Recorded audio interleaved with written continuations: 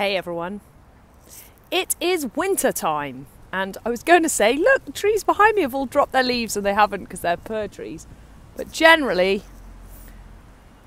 it's winter time, and you know what? The trees know it, nature knows it. Human beings, we try and be a pear tree in the summer covered in fruit, but we try and do it 365 days of the year, and we can't do it. We don't deal with, oh, my hair is a mess today. We don't deal with the fact that it's winter time on the main, which is why my thought for the week this week is, it's winter. What are you going to change? What are you going to do differently? We've just come back from a week in Portugal. The sun was amazing. The warmth was beautiful. And I really noticed the change coming back. And it probably isn't that much colder than when we went away. But it feels like it is because we had a week in the sun with blue skies and nice weather and warmth and all the rest of it. So I really noticed it when I came back.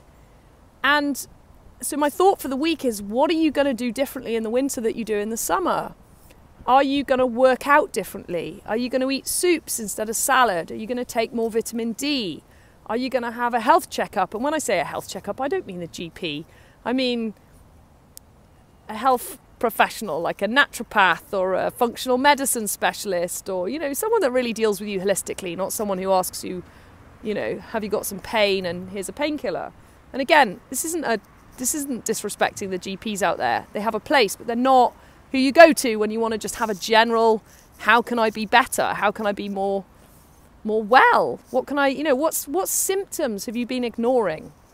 Do you have headaches or constipation or diarrhea or stomach aches or aches and pains, backache that you just have all the time that are chronic that you ignore? Could you do something about it? And, you know, you go, oh, what's that got to do with the change in the seasons? It's like, it's a good reminder from nature that, you know, trees don't produce flowers or fruit all year round. They spend a substantial amount of the time asleep, recuperating, rejuvenating, healing, taking care of themselves, refeeding, resting.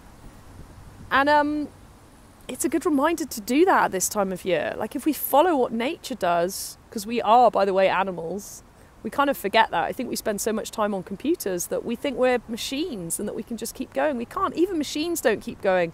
Machines need servicing and fuel and electricity and all the rest of it. Maintenance. So that's my thought for the week. What are you going to do? What are you going to deal with that you don't normally deal with? What are you going to change because we're coming into winter?